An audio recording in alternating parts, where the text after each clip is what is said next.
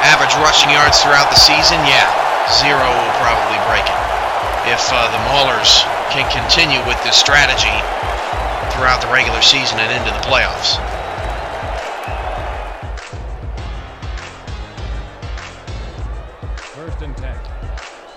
And with this game in the snow, it's got to be miserable, as some fans have headed for the exits long ago. And off to Johnny English.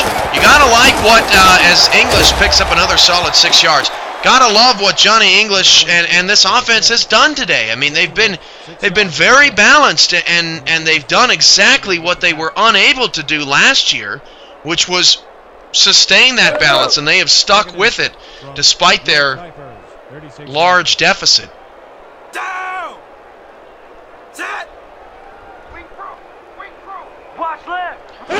So we're 1 point off the total, the record for points in a game combined.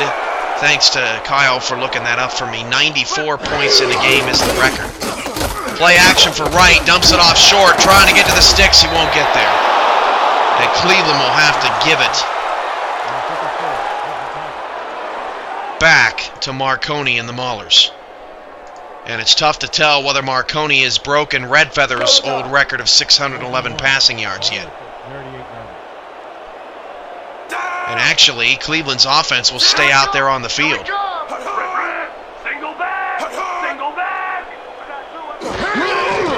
And Wright will throw on a 4th down and 1. Blitz, deep throw, pass, caught at the Mauler 31. And they won't have to see Marconi take the field again. Although, it might have been his backup, to be fair, at this point. Wright to throw. Wright deep again. And it is caught at the 7 in double coverage. Good speed finally won a battle in traffic. 1st and goal, Cleveland. They're still putting up offensive yards. Right back to pass. Right to the back of the end zone. It's knocked away and incomplete. 2nd and goal. Jeb Gatlin got his paws on it.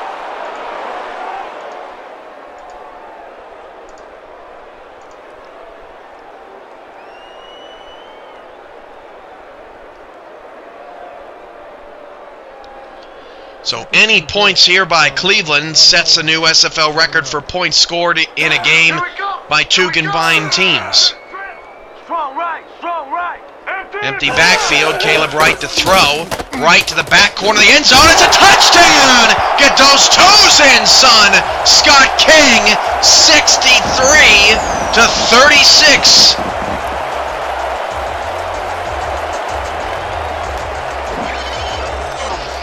Third touchdown pass of the day for Caleb Wright, who, from a fantasy football perspective, would not have been such a bad pick, although anyone who did not pick Rocco Marconi probably wishing that they did. Number 6, back to the point after. So extra point upcoming, back and forth we've gone in the 4th quarter. We'll see if the Maulers finally bench Marconi. He's got almost every passing record probably in the book at this point.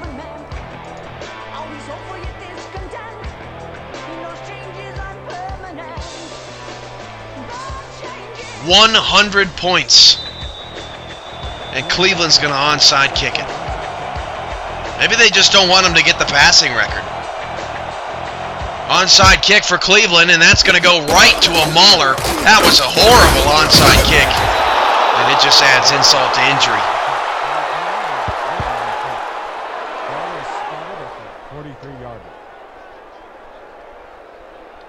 Don't like the decision by Cleveland. Just give it up. Cooley is still in the game. Is Marconi? That's the question. Tough to tell.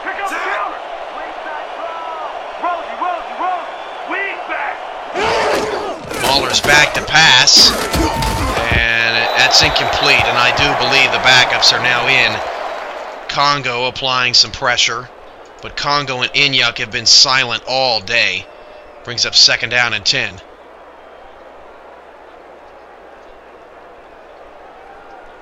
Hit hard. A historically offensive game here today in the SFL. If you love defense, you didn't love today.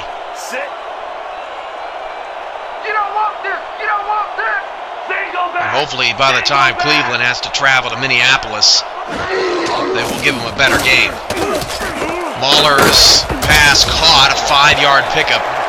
And Marconi's still in the game, and he's got the record. 650 passing yards today. That beats Red Feather's record by 39 yards. Embarrassing defense.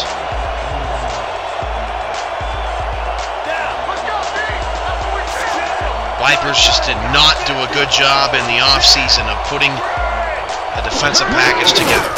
3rd down and 5, in trouble, and down goes Marconi, a loss of 3. Brings up 4th down and 8, and Minneapolis should punt the football. A record-setting day, but it's just one win for Minneapolis. The Maulers next have the Baltimore Crabs at home, followed by a road game at Oklahoma City, so not a tough or not an easy couple of games coming up for the Maulers.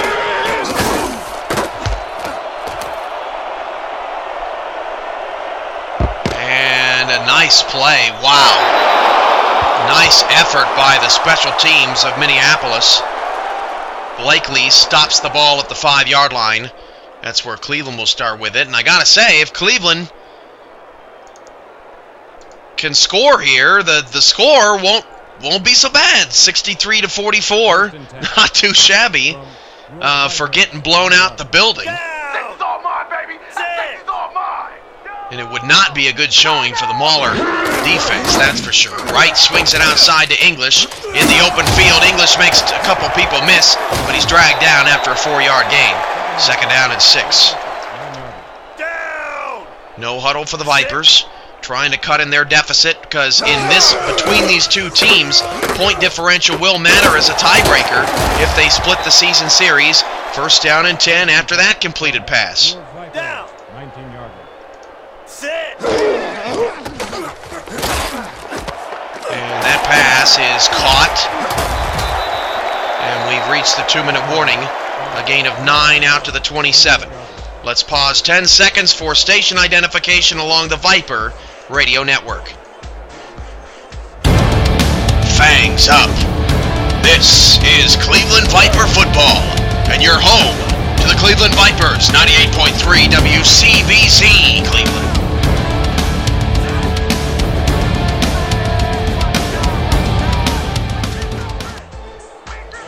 Second down and 1 at the 27 for the Vipers. Play action pass.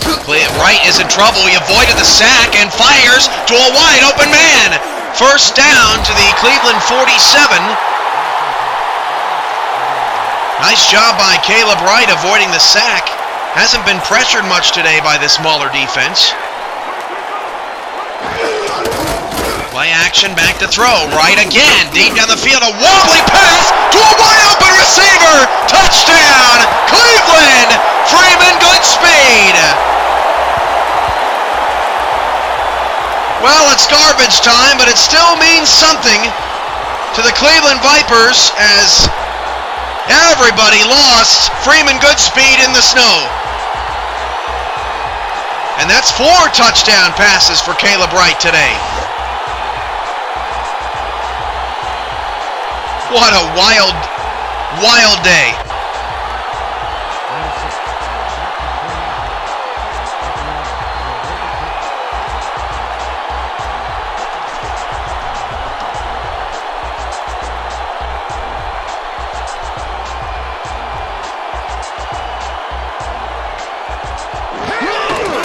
Extra point for the Vipers is good, 63-44.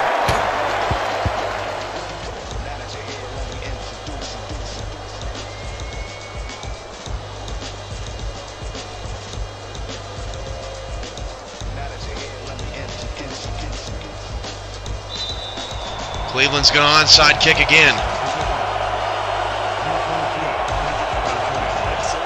That should keep Marconi on the field to pad more stats as it's recovered by the Maulers at the Cleveland 39, and we could still have more points to put up today. A long, snowy, cold day here in Cleveland. Maulers hold a 19-point lead, 63-44.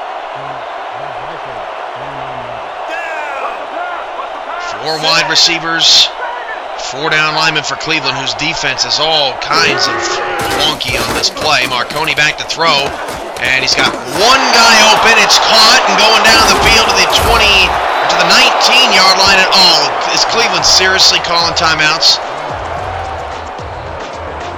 Wow, you got to be kidding me. As Jay McDaniel, the backup for Marconi, completes the pass. So even McDaniel is getting some love.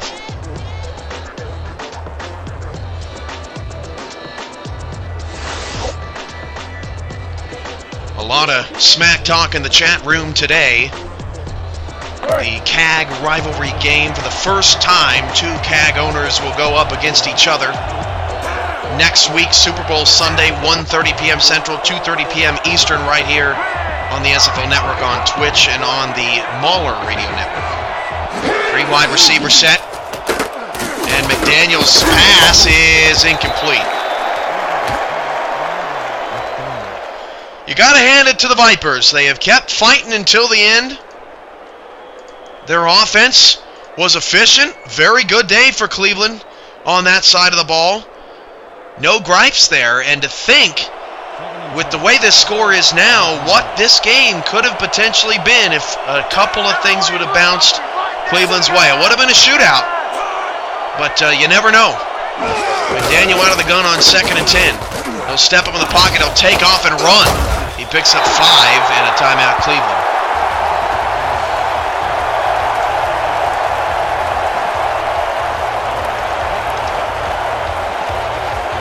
One remaining for the Vipers.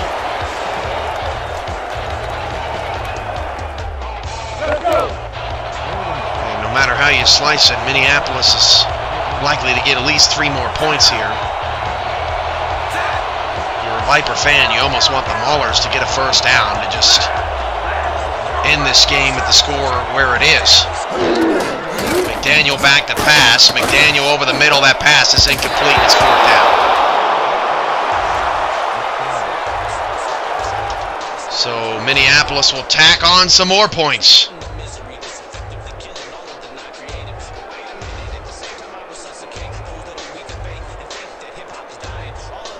Yeah, that's true. I didn't even think about that. The first running play of the day for the Maulers, a quarterback keeper for McDaniel.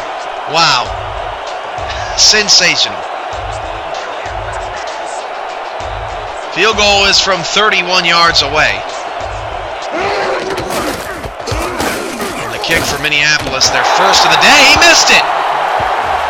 The Mauler kicker misses the field goal, Kevin Epstein, and it's first down for the Vipers, down 19, and he just pushed this one. Wow. To the right. Had plenty of leg.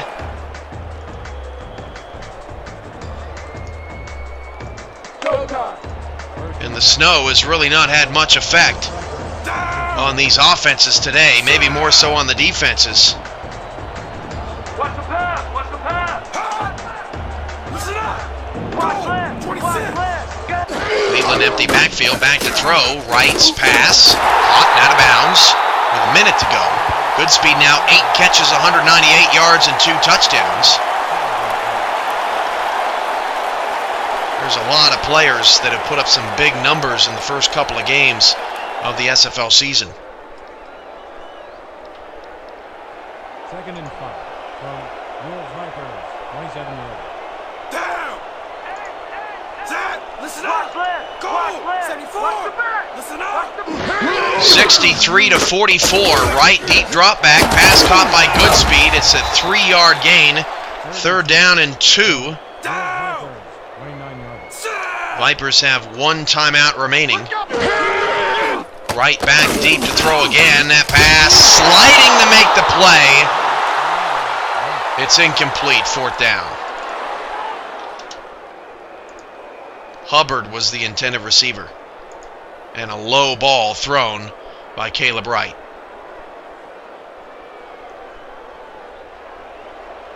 Fourth and 2 from Wolves Vipers. Wright's going to stay out there for the 4th down conversion. Gun, gun, gun.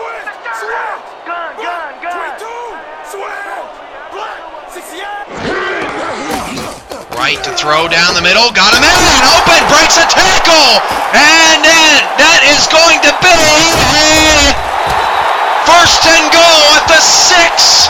Scott King with the reception. And Caleb Wright is padding his stats to the extreme as Scott King broke off a tackle and almost got into the end zone.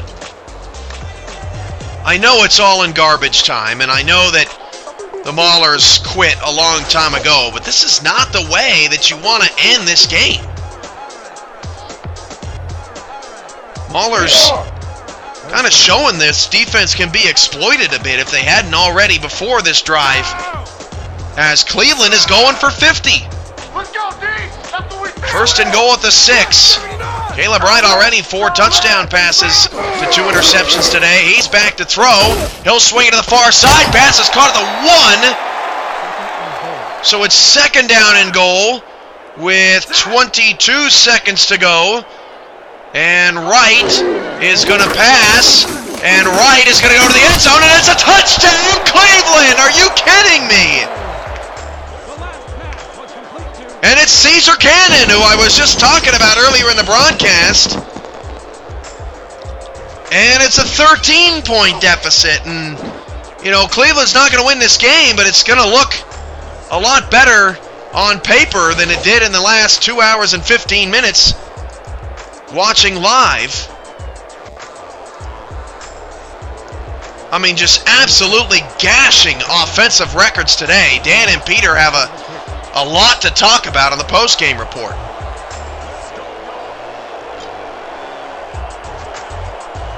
$63-50. Good Lord. Kick is good. 63-51.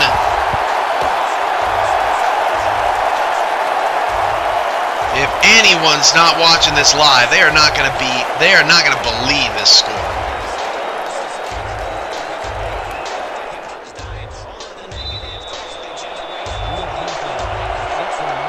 The highest scoring game in league history by far.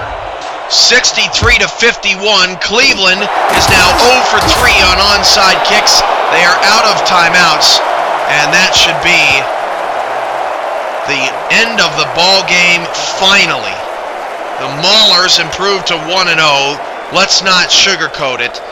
They killed Cleveland today, and Cleveland is in desperate need of a star in their secondary. As Minneapolis takes the victory formation, they set the league record for points scored in a game.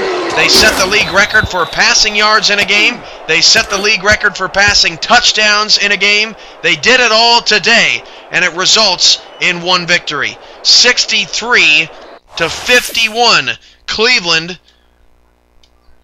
falls to Minneapolis today by 12. Dan and Peter have the post-game report, and it's next.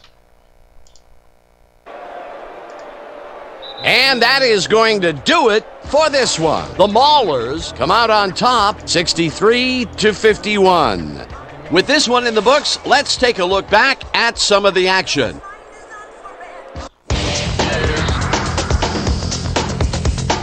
So, the ball game is over. Let's take a quick look back at how it went with our post-game show. Let's get started in this one early in the third quarter. Number 19 came up with a big play as he was able to pull this one in. A 71-yard touchdown for the visitors. The Maulers have opened it up and now lead by 29. After a stop on 4th down, number 23 is reading the quarterback's eyes all the way, and he's able to get his hands on this one and picks it off. Midway through the third, the Maulers ahead by 29. Number 5 is back to throw, and look at the finesse he puts on this one. They've opened it up and now lead by 36. The Vipers answer right back. Number 11 came up with a huge play here as they cover a lot of real estate on this one. That set up an easy 24-yard field goal. The Vipers back 49-16. Bacon was in the right place at the right time as his interception was a possible momentum shifter. The Vipers, end of the third quarter, all at the 31-yard line. Number 9 would drop back and deliver a strike on this one. A 30-yard touchdown for the home team. Later on in the fourth quarter, the Maulers ahead by 26. Number 5 went up top on a third down play, and he was able to find his man. They move ahead by 33. The Vipers, middle of the fourth, number 9 went to the air trying to convert on third down, and he found his man. A 21-yard touchdown for the home team. The Vipers trailing 56-30. Number 11 is going to come up with a big play here on the deep ball. Have a look. A 40-yard touchdown for the visitors. The Maulers move ahead by 33. Midway through the fourth, number 9 went up top on fourth down as they decide to go for it, and it turns out to be the right call. A 31-yard play that set up a home team touchdown. Late into the fourth quarter, the Vipers losing by 26. Number 9 is back to throw, and this is nothing more than a little pitch and catch with his wide receiver. For the gap a bit, they are now down by 19. The Vipers back at it after their D made a stop in the red zone. Number 89 was definitely a key player as he was able to work his way open for a big one here. A 66-yard play that set up a home team touchdown. And that's where we'll have to leave this one. The Maulers come away with a win, 63-51. Okay, here's your 2K Sports Player of the Game. Number 5 elevated his game like he always does. Well, the name of the game for the quarterback is putting points on the board for his team, and he certainly was able to do that in this one. He found the end zone repeatedly, making it look easy out there, but we know it's not. For my partner, Peter O'Keefe, this is Dan Stevens saying goodbye until next time.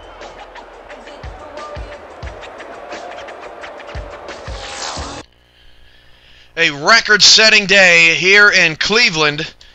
Some for the right reasons, some for the wrong, as the Minneapolis Maulers cruise to a 63-51 victory over Cleveland. Cleveland scored, I believe, as we take a look at the scoring summary, which is the longest in league history. I believe the Vipers, they scored the last 21 points in the game, so this game was 63-30. It was a 33-point lead. At one point, it was a 36-point lead for Minneapolis before the Vipers, which hats off to Cleveland. They cut that point differential down to 12, which gives them an opportunity still to win the point differential tiebreaker when these teams meet again later down the road this season. And minus 12 is just as bad as minus 10 that San Francisco had yesterday. So hats off to the Cleveland Viper offense for keeping this game close in the end. 673 yards for the Maulers. They actually ran the football. A quarterback sneak got them 3 rushing yards today. A world record probably for the Maulers organization throughout this season if they stick with this strategy. 670 passing yards for Rocco Marconi. That's a record. 552 passing yards for the rookie Caleb Wright, who really helped the Vipers out of an offensive funk that they had through the first quarter and a half, and really got things moving this afternoon in Cleveland. Minneapolis was faced only 7 third downs. They converted just 42% of them. Cleveland was 2 for 2 on fourth downs. Nice red zone efficiency for Minneapolis, 3 touchdowns on 4 trips. As far as the plays in this game, there were a lot of them for the Vipers, 82 plays for Cleveland to 68 for Minneapolis. Player stats passing. Both quarterbacks had tremendous fantasy football days. If you pick Caleb Wright as a dark horse this week, you got to be mighty proud of that. He was 38 for 52, 552 yards, 5 touchdowns, and 2 picks. Marconi, 9 touchdowns, 1 interception. You got to sack him more than Cleveland did today, 1 time. And his perfect quarterback rating ruined by that 1 interception he threw in the second half. A rating ending up of 143.4. Running the football, Johnny English, not a great day, but did have his moments. 29 carries, 86 yards. And here's a ton of big receiving numbers. Ayanojo Abarazabo, a SFL record, 6 touchdown receptions, 12 receptions overall for 210 yards. James Cooley, 12 catches, 199 yards. He scored twice. Johnny English had 11 grabs for 63 yards out of the backfield.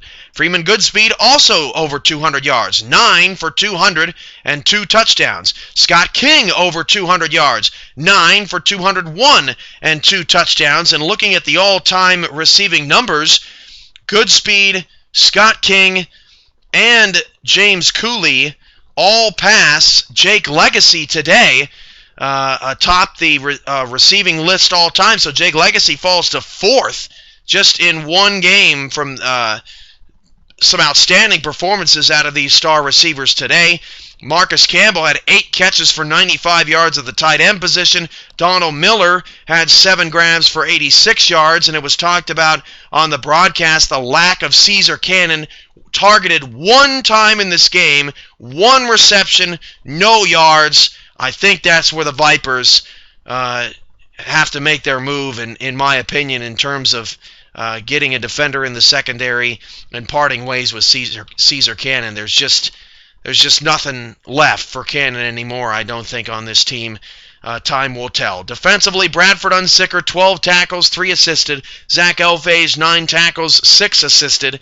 Cameron Brantley had 8 and also had the lone sack of the day. Also 3 passes defended. Koma Kaleka had 7 tackles, 7 assisted. Mike Sudalovich, 7 tackles and a pick to wrap up the defensive stars who played well today.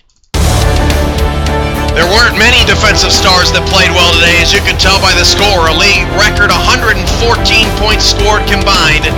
And in all seriousness, congratulations to the Minneapolis Maulers for the new record for points scored in a game. Cleveland falls to 0-1, but makes it look a little better than it was. Minneapolis 1-0, heading into their CAG Bowl rivalry with the Baltimore Crabs. From all of us here in snowy Cleveland, Ohio, I am your play-by-play commentator, Cameron Irvine. Tomorrow night, a huge game in Buffalo as the New York Knights host the Baltimore Crabs. From all of us in Cleveland, have a great rest of your weekend. Good night.